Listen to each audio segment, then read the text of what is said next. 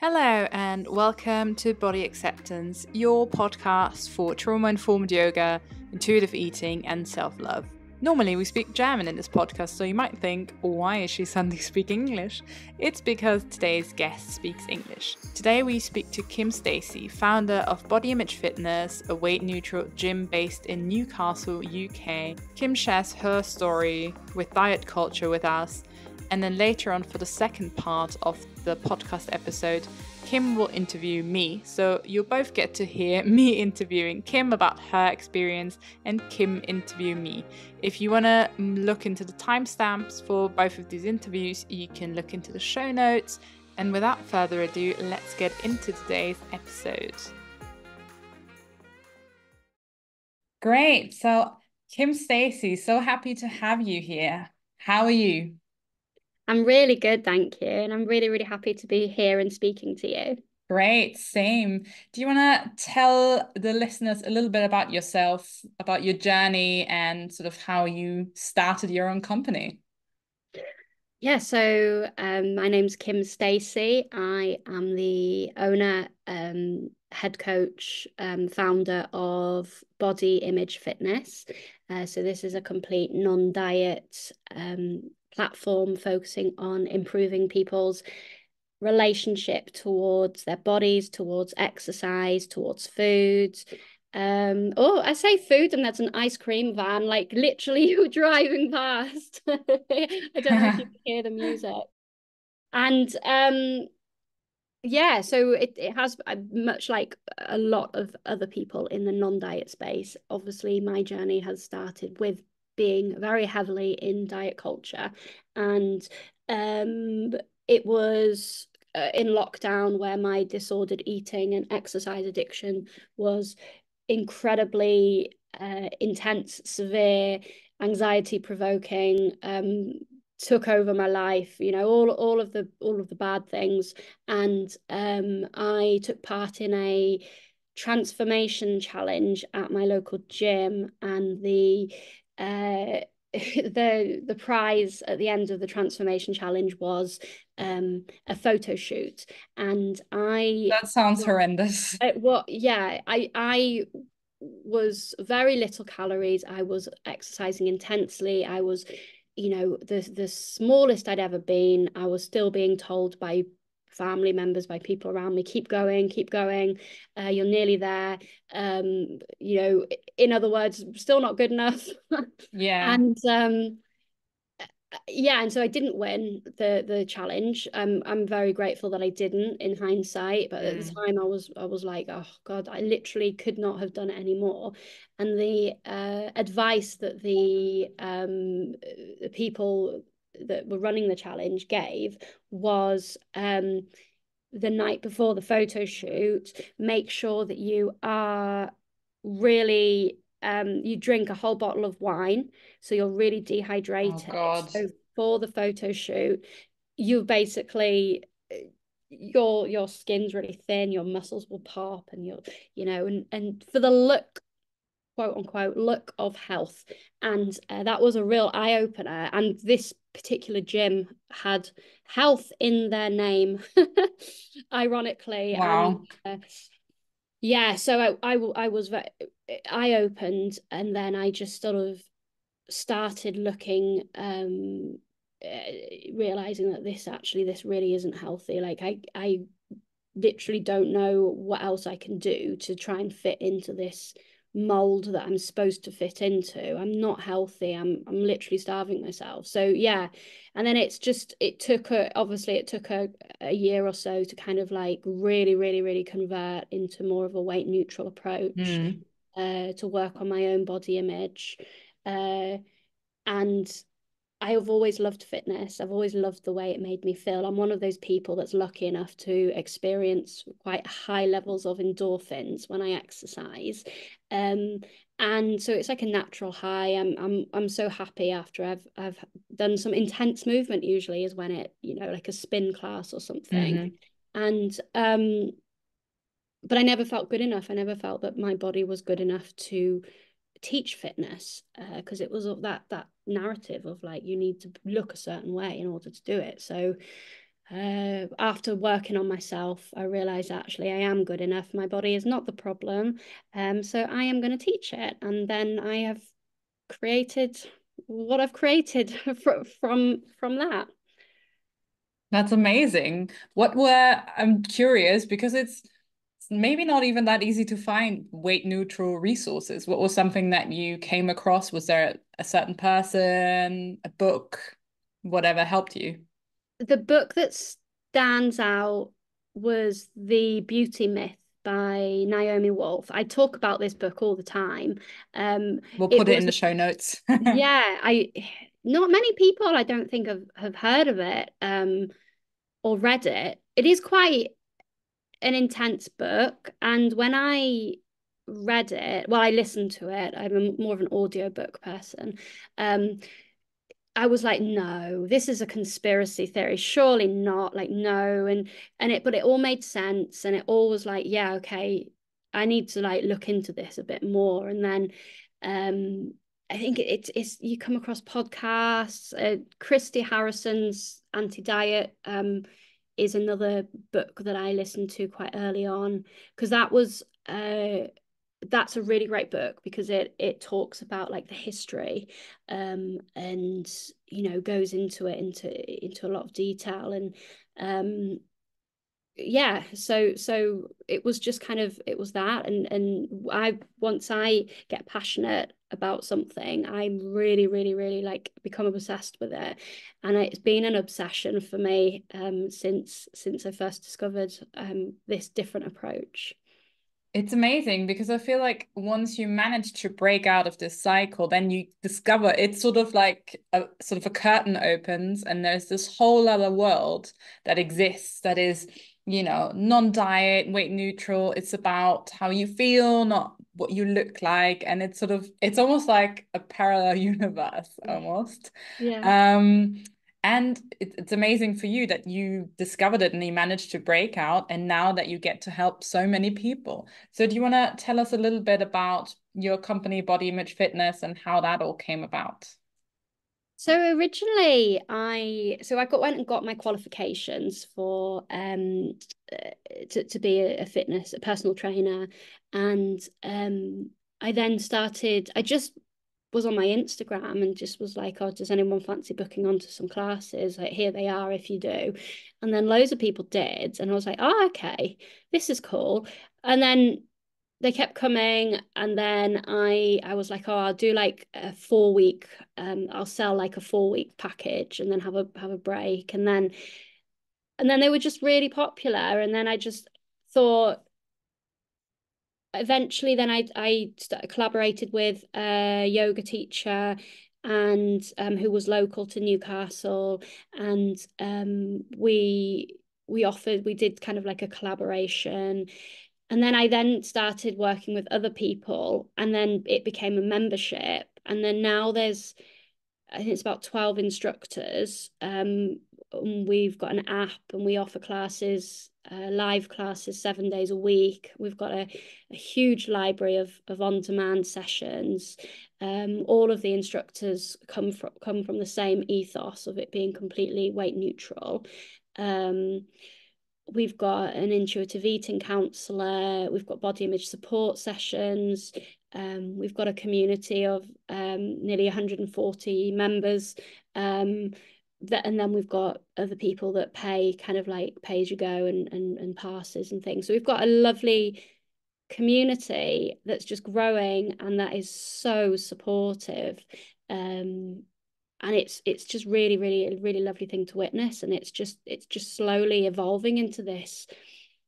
I don't want to sound cheesy, but I like this magical this, like, not magical, I can't think of any other word right now that's less cheesy, but this place that's just such an amazing support, mentally,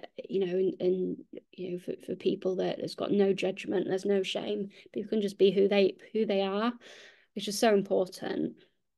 Oh yeah, such it's I know when you said what other word is there, and I thought that I don't I don't think there is another word because it really describes it as well. I mean, I'm part of being an instructor there, and it's such a safe space, or at least a safer space. And yeah, it's really nice how everyone is just able to be who they are, and there's nothing, like no sort of compulsion and no objective and no transformation, and none of these buzzwords are being used, and that's just so nice.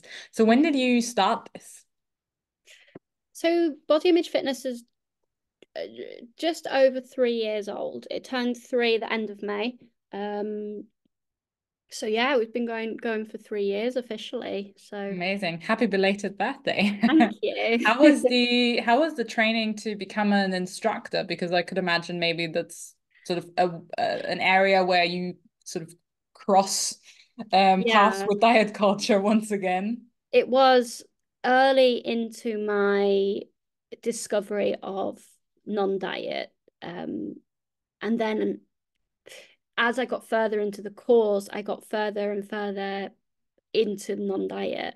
And so I the problem that I found, one of the many problems, was inevitably when you've been starving yourself, as we know, you lose weight, and then you stop doing that, you put on weight.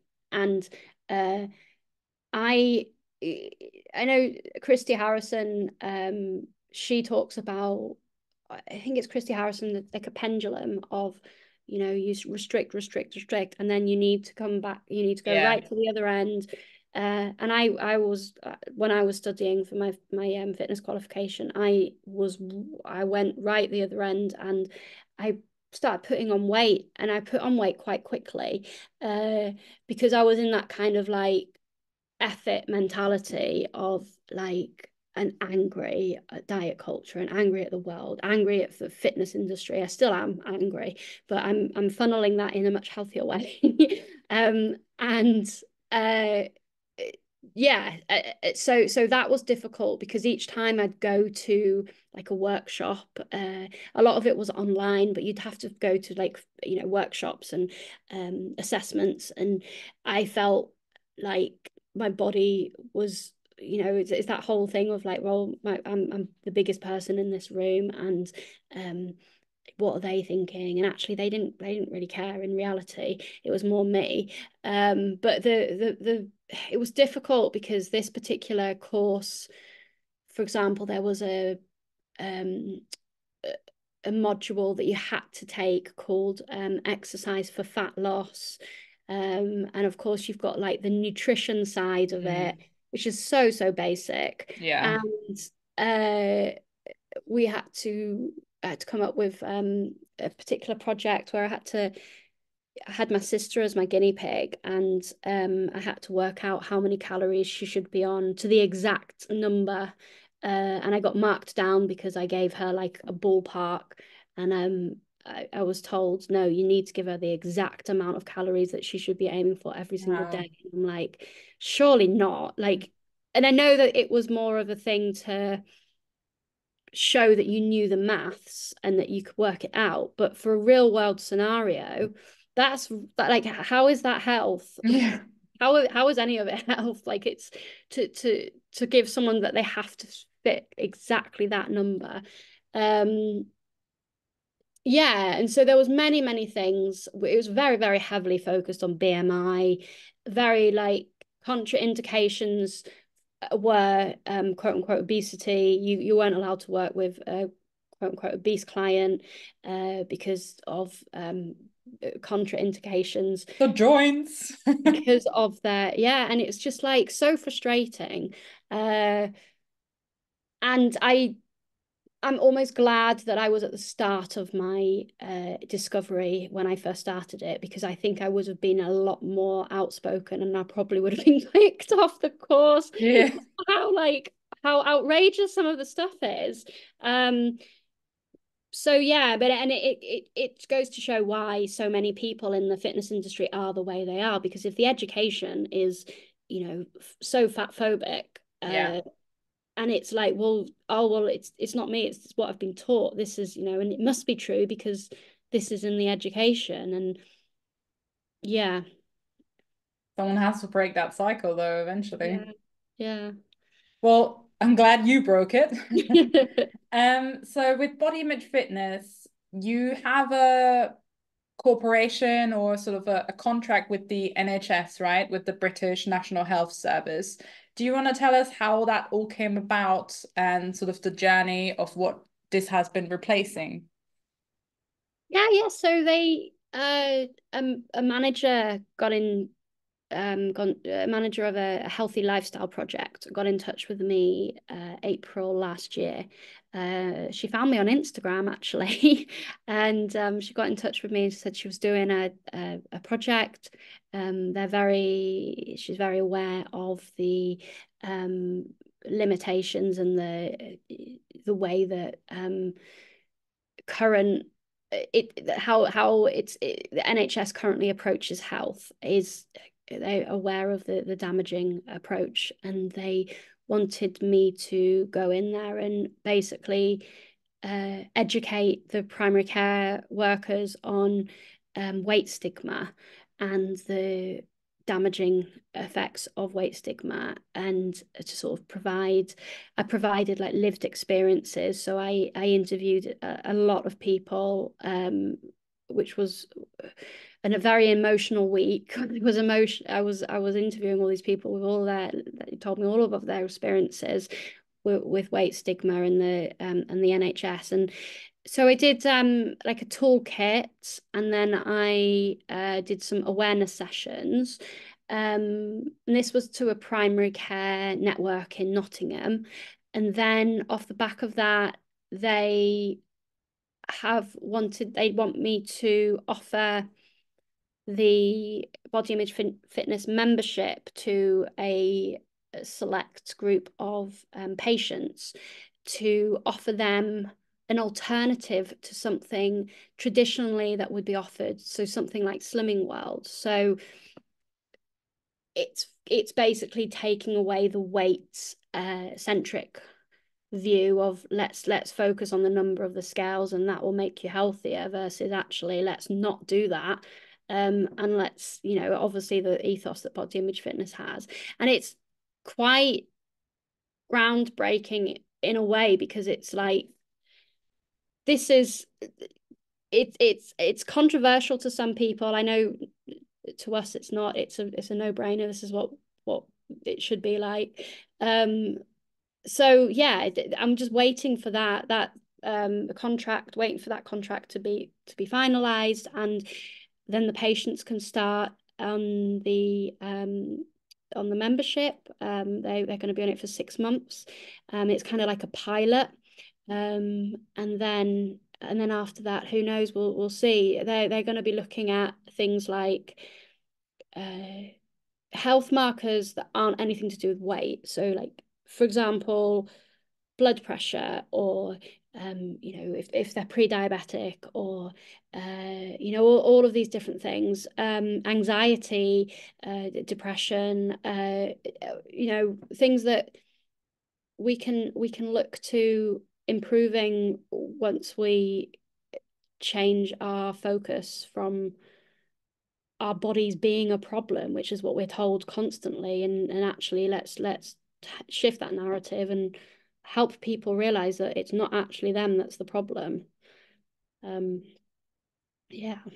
Amazing. It's such a great thing to be able to promote movement as kind of something fun and, switch the focus from what can you do and not what you can't do, which I feel like a lot of the nutrition programs do. I mean, for those that don't know, Slimming World, kind of like all of these diet programs, sort of maybe Weight Watchers is kind of the most known, or WW as they're called now, sort of working with, I think Slimming World also works with points, and then they have their own language. So they have like the slimmer of the week and the sinner of the week. So once again, we're very deep in diet culture with the language that they use.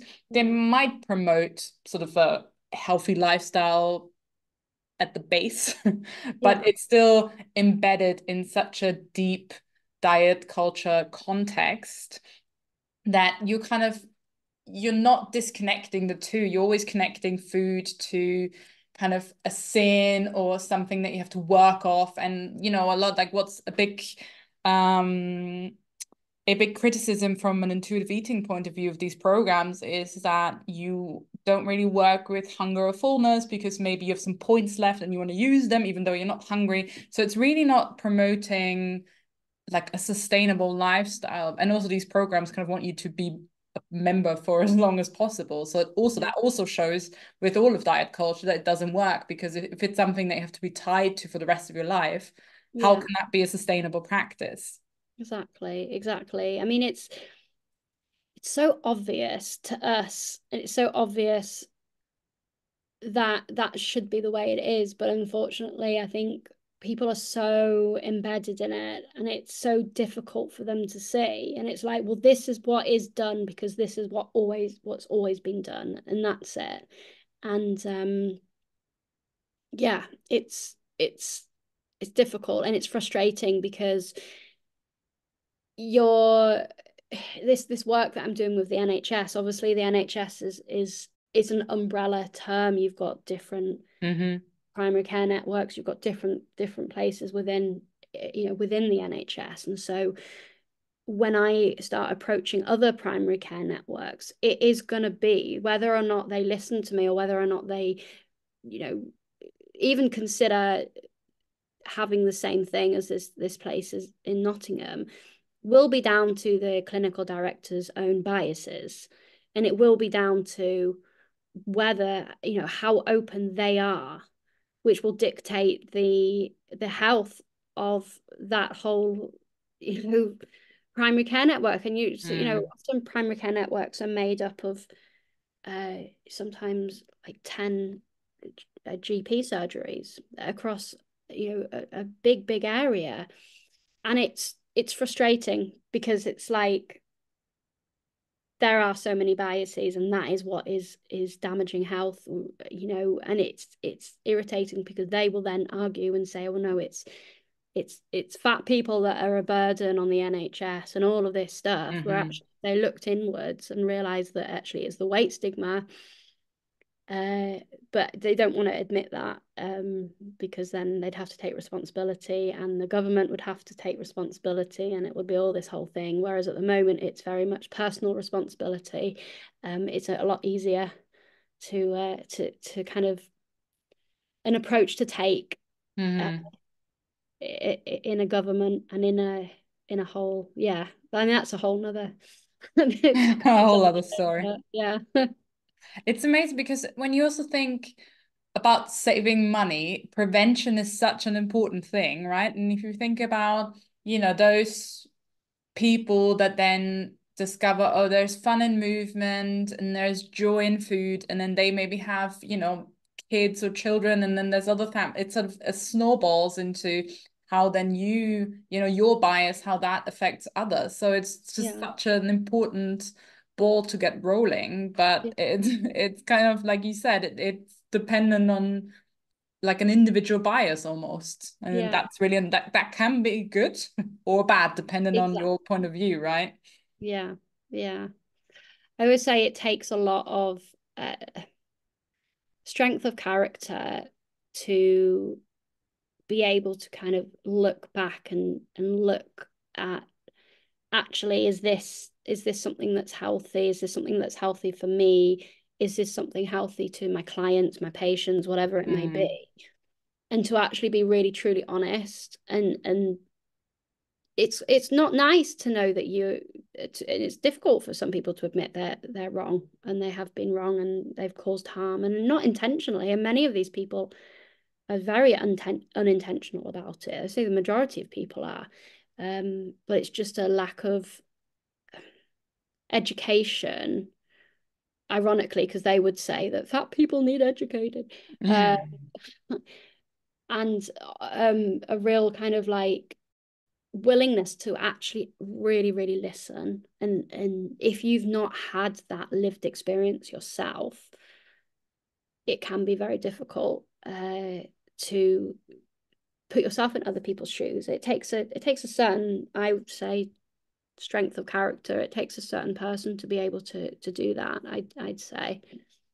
Yeah, absolutely. And then you have all these, like, a lot of health bases on studies, right? And a study can go so many ways, and sometimes you really have to look into the parameters of what really happened rather than just an outcome. And I've had an episode on my podcast where I spoke about the BMI, and if you use studies that sort of feature the BMI, you're already using a metric that's just not evidence-based. So like you might as well not really use the whole study altogether.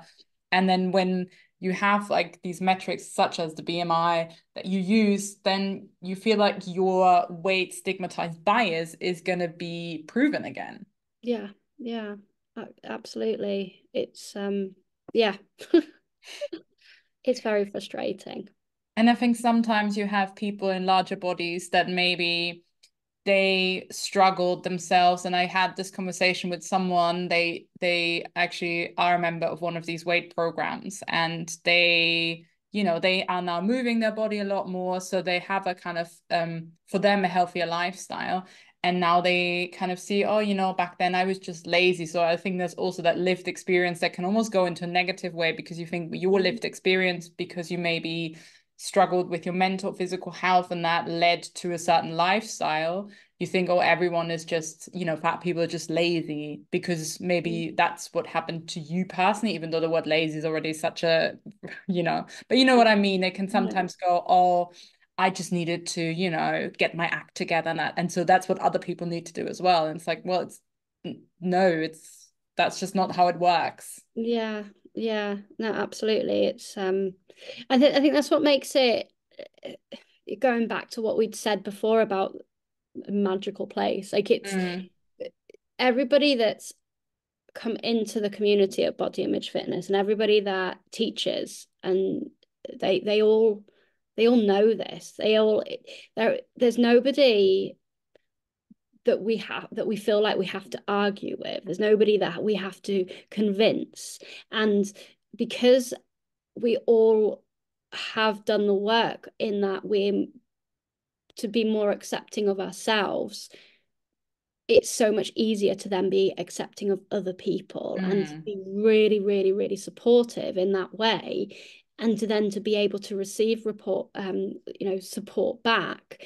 And I think, I think that's one of the key sort of takeaways. And there's so many people that, for example, in the fitness industry, that are very hateful. I would go as far as to say towards people in larger bodies, and a lot of that can come from their own insecurities and their own, they are trying everything, they're doing all the quote unquote right things, and to get this body, and some of them are achieving it, and so because they're achieving it, they just think, well, why don't these fat people do what I'm doing, and then they will look like me, and and a lot of people in the health industry as a whole will put their own kind of identity attached to their beliefs. And I think that that's when you try and change their beliefs, it's like you're attacking their identity. And that's where a lot of people sort of like dig their heels in. And there's a lot of people kind of then become angry and outraged and say no, it's, and try and fight against it. And it's I know sometimes I'm just kind of like at the point now where just pick your battles, and some people you're going to be able to convince. The luckily overall my experience was good with these educational awareness sessions that I gave to these primary care workers. I think some of them were kind of just hadn't quite got it, but then also it was like 40 minutes. You can't expect someone's whole view to change in 40 minutes, but the wonderful thing is what they were open to listen. And I think as well, because I condensed these lived experiences from all of these interviews that I did. I condensed them into like a 20-minute, I was probably a little bit less. And that was powerful. That was really powerful, because you could see the emotion, you could hear it, you could really like this is what they were experiencing, and it's very, very obvious that that is not beneficial to their health. And a lot of these doctors and nurses would never have heard it from that perspective before. So that was quite good to see. But it's just you need to get the right people to want to listen and to want to be open. And unfortunately, not everyone's open. No, sadly not. But I mean, what you're doing is amazing, to talk about, to educate people on what's actually the problem, and then maybe you just plant a seed for now, and maybe that eventually will prosper, and that's all we can hope for. But I just wanted to go back to, you mentioned that your members. So who are kind of your members? Where do they come from? What are their needs? Sort of what led them to body image fitness? It's a large variety of reasons. I think the main one that kind of seems to keep cropping up is that they just want to be able to work on their relationship with movement, work on health in the best way that they can, in an environment where they're not going to feel any shame, is sort of the primary goal. It's that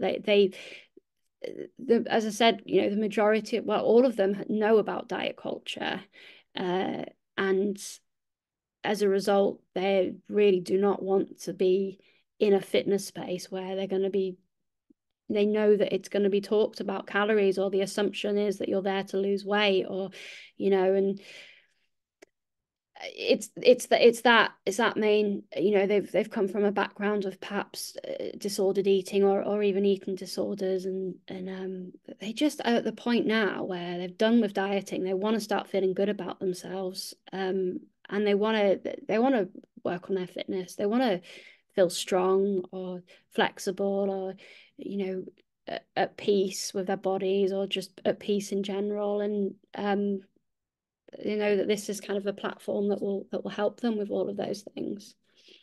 Yeah, amazing. As it should be. They're right, and it should be just it's so simple what they want. It's not a lot to ask. No, it's But really not. it's just when you might get triggered by something, and I've heard stories, and I don't really go to many gyms or sort of workout sessions and that kind of stuff. But you hear stories about instructors saying, now one more round for that donut later, or whatever. It's just the audacity to talk about something like that. I don't understand it. We're here to move. Like, why can we just disconnect food and movement once for all? I remember being shouted at when I was at my slimmest. I mean, that bit of information is irrelevant, because it never should have been shouted. Never should have been shouted at me. Strip the fat, keep going. You need to get rid of that fat, strip it off. It's like, but that's not how this works. Like, what? Just you're using my hatred towards my own body to try and motivate me. How is that going to be beneficial in the long run, or even in the short term? Like, it's not. But yeah, I think especially up here where I live in Newcastle, there's a hell of a lot of gyms like that, because there's a lot of focus on aesthetics and how you look, and there's a lot of focus on before and after photo. Summer shreds, and that gym that I used to go to, like, I'll have a little nose, because I did send the owner a long letter. I think it was a Facebook messenger of, like, actually, this is damaging and this is the reason why. He's obviously not taking any of it on board, but then why would he? His approach is he's making money of it, right? So he's making money, and he's just trying to get people on for a 6-week summer shred. Lovely. So I'm just like, yeah, thanks, but no thanks. Yeah. Thanks for nothing. Yeah. All right, Kim. A last question that I have for you. Actually, it's a two-parter, but the first one is, what is, at least currently, your favorite sort of self-care activity? And the other one is sort of, what is a way for you to practice body acceptance or body respect? I'll be completely honest with you. At the moment, self-care activities are not as top of the list of my priorities what they should be, which is really not great. I'm very, very, very busy at the moment, and but when I do, I love a swim. I love going swimming. I love swimming outdoors. I love going for a nice gentle walk. I do love teaching my twerk classes. Like last night I taught a class and I was so happy. I was so tired like an hour before and I was thinking, how on earth am I going to do this? But as soon as I put some music on and started like learning the routine, I was like, oh no, this is, and even though it was work, I got so much joy from that. What was your other, what's the self? About body respect and body acceptance, what is a way for you to practice that? It might go sort of, they might go hand in hand.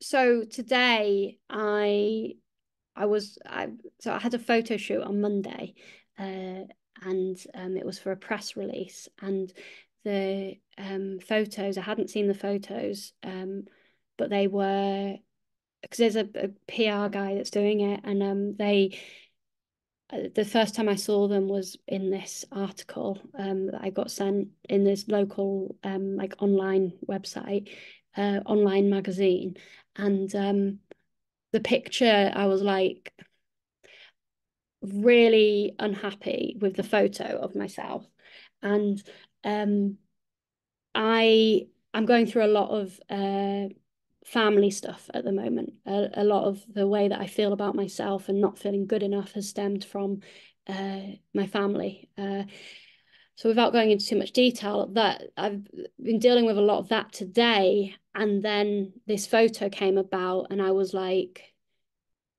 I was really hard on myself because this feeling of not feeling good enough.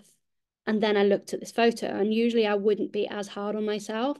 And I think that based on this and how I feel looking at this photo, is really questioning, is that true? Is that, these, so what if you look fat? And I use fat as a neutral descriptor. And I know sometimes we use that in an unkind way towards ourselves. We can do, and there's nothing wrong with the word. And it's because of past experiences with my family, and the reason why I feel like that, it's all linked basically. And I think it's just a very long-winded way of me saying how allowing yourself some compassion, allowing that deep level, trying to find that deep level of understanding of where are these feelings coming from? Like, why do I feel like this? And why does it affect me? And sort of like unpicking it. And like, so for me, that's just mentally I can do that. I think for some people, like journaling on it. But I'm very, yeah, so that's kind of like a really good practice for me to practice body respect, body acceptance. Is like, my body is the way it is. It's capable of amazing things. It is good enough. And the reason why I don't think I look good enough in those photos is because of X, Y, and Z, and that's not my fault. And so it's basically sitting and having a word with myself and going, Kim, stop it. Basically. I think many people can relate to this, and I feel like these situations, that's usually when like the hard work that you put into it prior really really pays off.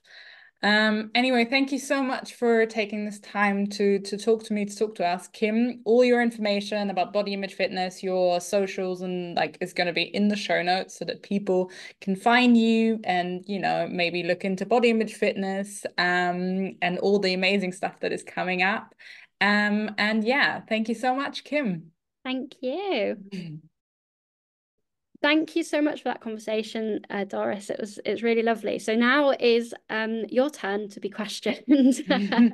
Spotlight. So Um, I always love it when guests introduce themselves and tell the audience a little bit about themselves. So I will let you introduce yourself to the listeners. Happy to. So my name is Doris. I'm originally from Austria and I live in Berlin, Germany now, which is maybe the hint of an accent that you might hear. And I am a freelance yoga teacher and dietitian. I focus on trauma-informed yoga, so a yoga approach that is about regulating the nervous system and has many other sort of aspects. So it's a little different approach to yoga. And then I'm an intuitive eating dietitian, so like a non-diet approach towards nutrition. And I love the work that I do. And I feel like both the intuitive eating and the trauma-informed yoga, like both trainings, they were kind of this missing puzzle for my work because the dietetics just it didn't feel right to tell people what to do and what not to do. And then on came intuitive eating, and then same for the yoga. It was sort of do this, don't do that. That's how it's supposed to be. And then trauma-informed yoga came into my life, and it's like, these sort of very gentle, kind approaches came into my life and really changed it. And yeah, I work as a freelancer, do, things all around really, just, sharing with people my approach to yoga, to diet, and that's what I do. Ah, that's lovely. And you're also an instructor on the Body Image Fitness platform as Yes. well. You teach yoga on a Friday morning. So you touched on a little bit about trauma-informed yoga. Can you go into a little bit more detail? I've heard the term trauma-informed before, but what does that actually mean? Can you just explain a little bit more? Happy to, and I can understand it sort of raises a question of what does that mean. So it's not like you might be familiar with certain yoga styles such as vinyasa, hatha, or yin, or whatever restorative. Trauma informed is kind of more of a method rather than a style. So it can be kind of included in any yoga style really. And so we have a few things that we do in trauma informed yoga or that we don't do. So one of the really important things is to give people agency. So, or let me backtrack a little bit. So, trauma-informed yoga is kind of to create a safer space for people so that people that maybe have had trauma or stress. For the body, trauma and stress are quite similar. It's a little bit of how this happens is different, but our body reacts with like tension and various things, just very briefly to go into this. And so we kind of want to make a space where people with trauma feel comfortable, and we also want to prevent trauma from happening. And so this agency is a really important thing because that's people with trauma, they didn't have agency. So you want to give people agency. So that might be visible in language. So you say, I invite you to do this. It's not like you have to do this. It's not close your eyes. It's like you may close your eyes. So the language is slightly different, and it's sometimes these subtle changes that have quite a big effect. For example, when I have yoga classes with people not in the offline world, I have consent cards in terms of touch. It's about offering people time to take a break and to really, sometimes instructors might say there is time to take a break, but then you don't feel like there really is a space for that. So it's about really clear communication, and it's about regulating the nervous system. That's kind of the trauma aspect, or the trauma-informed aspect about it really, is that so our nervous system so we have a kind of baseline of how our nervous system goes up and down. Sometimes you might be quite awake, you feel quite active, and then other times you feel kind of tired. And sometimes there can be spikes to go either up and down. And with various techniques such as conscious touch, or we use the breath, or we ground. So there's quite a few techniques that we can do that can help soothe the nervous system. So for example, if people have kids, if you have an anxious child, what do? You hug your child, you hold it, and you rock it. And that's, for example, something that's still very soothing to our nervous system even as adults. So for example, we can, we might invite people to go into a hug and maybe sway side to side. So in my yoga classes, whatever I do, even if it's not labeled trauma informed, I still always teach trauma informed. If I label it more trauma informed, it might go a little bit more into the depth, but really there's actually not really a big difference, because I'm not gonna not offer that approach. I just can't do it anymore. So there's quite often some swaying in my classes, or just an invitation to do something or not do something, or grounding. So it's all these techniques, they're kind of adaptable, or like you can just do them really in any setting. Yeah. That's so interesting. I feel like everybody should be trauma informed, to be honest. Yeah. I I think don't it's see I don't see really, the downside of it, really. yeah, it's how did you find the non-diet world? Is it something that you have always been, have you always sort of been in this kind of anti-diet space, or have you been heavily in diet culture and then you discovered it? I mean, I have a bachelor's degree in diet culture. Do you know what I mean? So that's one of the kind of founders of intuitive eating, Evelyn Tribole, who I did my training with. That's what she said, and that really resonated with me, because Mm, yes, as a dietitian, you also, it's a really important work, because in hospital you have people with kidney malfunction, and then there's some conditions where you really need to say, okay, this is not, like, you can't have that or that, because of your body literally can't handle it. It's not about throwing any diet in the sense of a certain way of eating out of the window. mhm. No, but I wouldn't say that my training was anything remotely non-diet. We had the BMI, we had weight loss, metabolic syndrome, all that kind of stuff. But I did my training 10 years ago, and I didn't work as a dietitian for quite some time, because I just didn't feel comfortable in the space. Um, and then as I started to work a bit more freelance, I also did a bit of sort of blog posts and writing, and I came across a dietitian in the US who was an intuitive eating dietitian, and sort of got introduced into this world. And I thought, that sounds interesting. And then did a little bit more research, and then kind of, like you said before, once you find this resource, then other resources pop up. And I'm not really sure how one thing led to another, but sort of eventually I decided that I'm going to do this training. And yeah, I'm so grateful I did. It was such an eye-opening experience. And I feel like, even though it was shorter, I learned so much more about like food, and also our relationship with food, because it felt very in my training, not so much in terms of the psychology of eating, or hunger and satiety, and all these very basic things that were kind of skipped, and sort of straight into how to deal with this and this and this. So no, I wouldn't say I was in any non-diet space. I mean, I'm now in a kind of community, but I would say even with my clients, or when I work for bigger companies, it's still very hard to find a more non-diet space. Yeah, yeah. How with your you were born in Austria, Yeah, and did you grew up in Austria, yeah. did you? How was diet culture in Austria? Is it, different cultures? I mean, is it a lot? Is it very strict? I mean, how is it now as well? Ooh, that's a good question.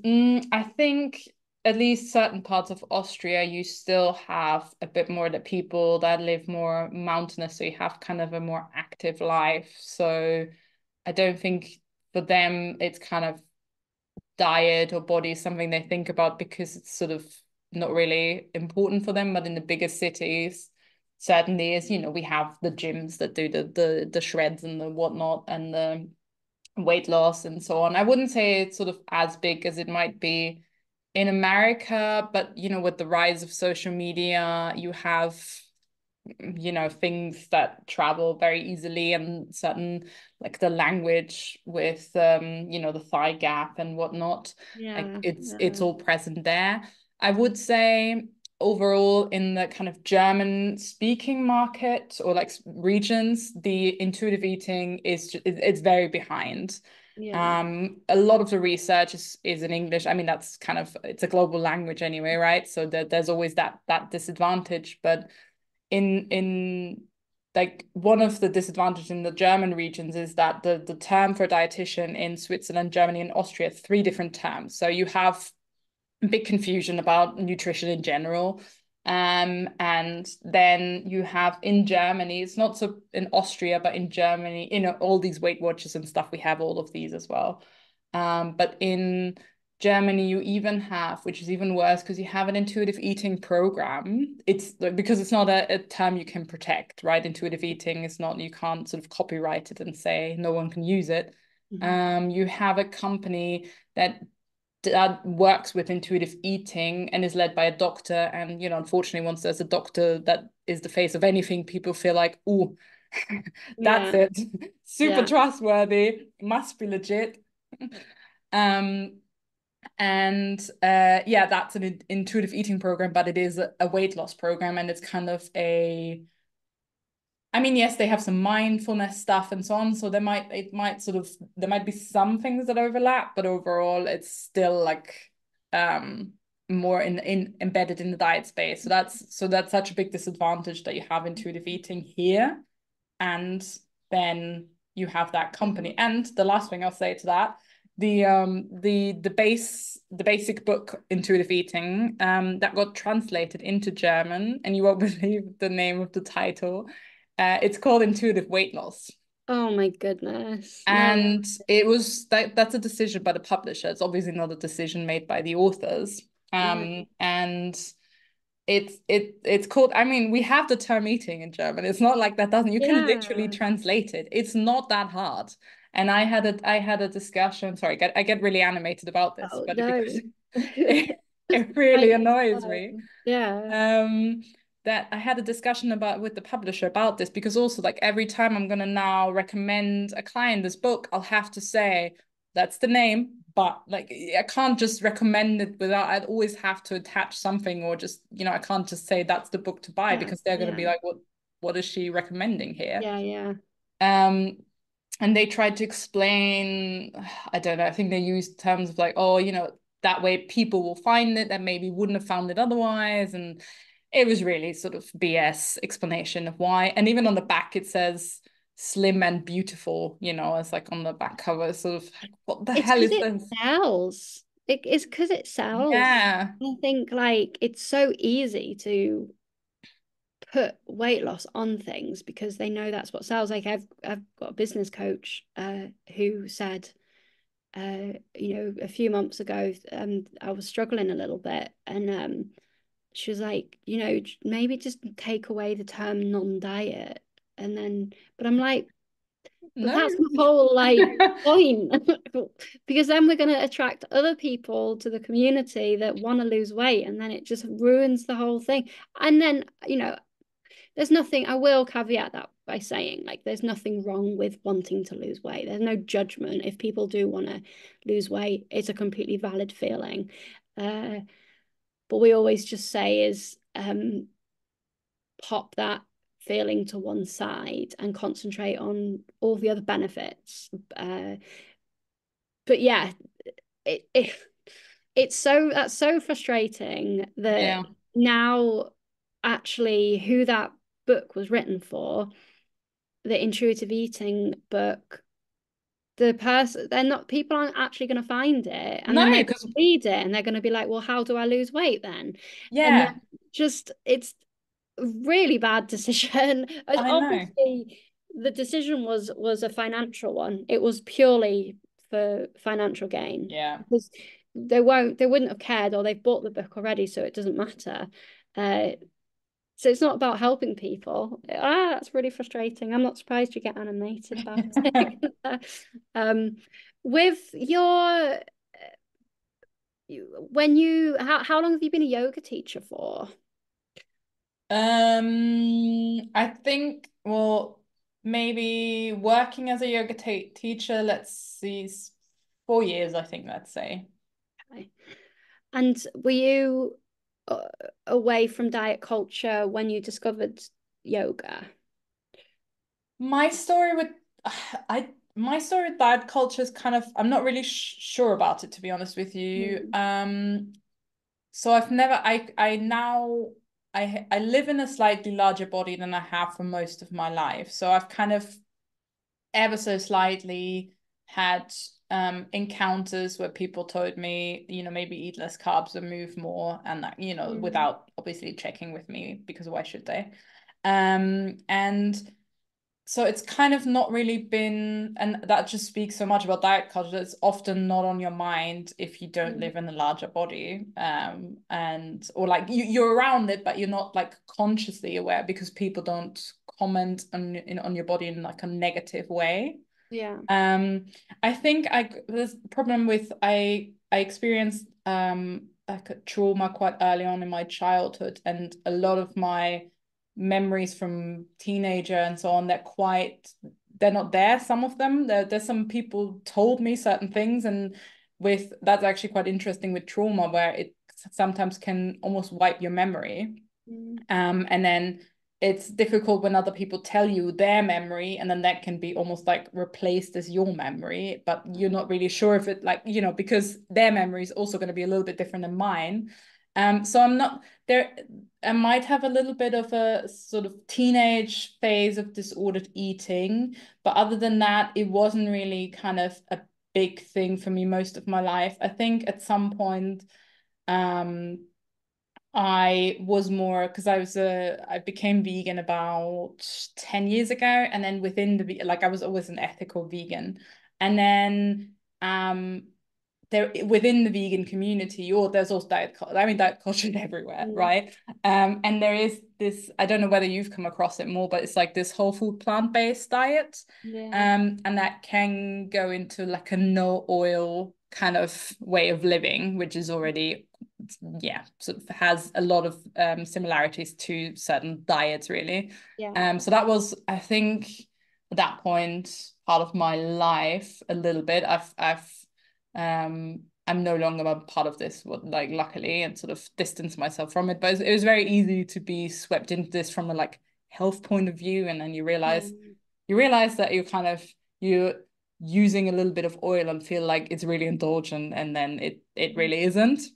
Yeah. But I think with the yoga, it was never about like a kind of transformation or something for me. I know that people use it in that way, and there is, I sometimes, because I have a YouTube channel, like a teeny tiny YouTube channel of my own, and I sometimes look into, okay, what are people looking for, and then weight loss is one of the first things that pops up, and I don't know, it's just nothing I would like. Yoga for me is its own thing and has nothing to do with weight in Yeah. I kind of anything.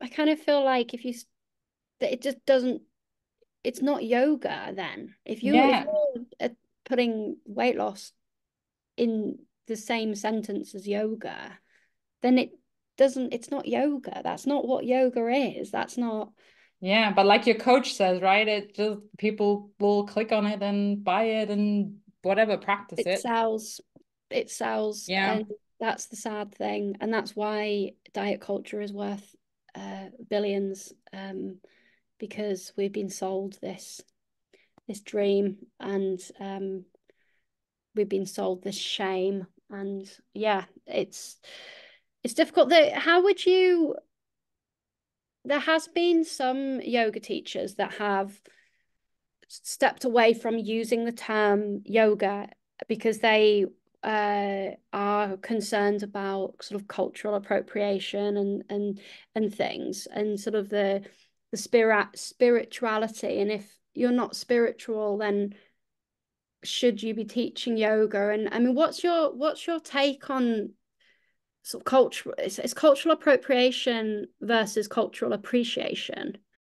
Oh, that is such a, like, I still, it's sort of walking a tightrope, really. I find it's so hard. On one hand, I think, okay, yoga was kind of brought into the West. It's Yeah. not something that was per se, taken like other things in a colonial context. But also, once again, on this, I'm sure that you can find there's nuance to this, and how was it brought over, and whatsoever. So, I try to educate myself, by following teachers that have a connection to India or the yogic culture. And for example, stop saying namaste at the end of the class because that's saying hello. So, it's sort of, Yeah. it's not something that I even don't really use the term. Like I've kind of sort Mm. of not used it really. So I find it important that you educate yourself, and I never, have the bindi, which is this little dot between your eyebrows on your third eye. I never walk around with that. So I think in the spiritual context, I mean, that's something that I definitely step away from. I think I'd still just not using the term yoga. It's also kind of a bit of a simplicity kind of thing. I don't really know what I'd call it other than that. Yeah. And then at the same time, I find sometimes the like yoga has also, even like yoga from India, we have some gurus where there's now, claims of sexual harassment and all that. So there's quite a lot of misuse of power as well. So I'm sort of trying to distance myself from that without trying to disconnect myself from the practice. Like I find it really, really difficult, to be honest with you, and kind of educate myself, but try not to bring it too much into the practice, which might be like a cop out if I think about it, but sort of that's the route, or like the path Yeah. that I've kind of chosen for myself. I I would agree because I obviously am a very new yoga instructor, and I still will call my sessions yoga, because there is that then kind of conversation of, well, what else would we call it? And I think that there's a lot of nuance to it, and it's a tricky subject, and I'm sorry for putting you on the spot No, with that's okay. it is just, I just find it quite an interesting topic, and it's just everyone's got different takes on on this, and I think some people will feel more strongly than others, and that doesn't necessarily make them wrong and us right, and vice versa. It's just different approaches, and I think like with anything to do with this, it's approaching it in the most respectful way that we as individuals can, and kind of how we, our own personal views of it, and then just trying to stay true to that as well. But like with many things, there's a lot of nuance, and it's a complex, and there's two sides to every story and things. So yeah. Mm. Wow. Well, it's been such a lovely chat. Thank you so much for inviting me on your podcast, and for you coming on my podcast. It's been lovely. And was there anything else that you wanted to say before we stop? No, thank you as well for inviting me. And yeah, if maybe people want to check out the Friday morning session Yes. with me, or the recordings of that, that would be great. Yeah. All right. Thank you very much. Thank you. All right, that was it for today. I hope you enjoyed the episode. There might be some more English interviews, English episodes coming up, but we will return to German very soon. I hope you enjoyed it. Have a great day, and I hope you tune in soon.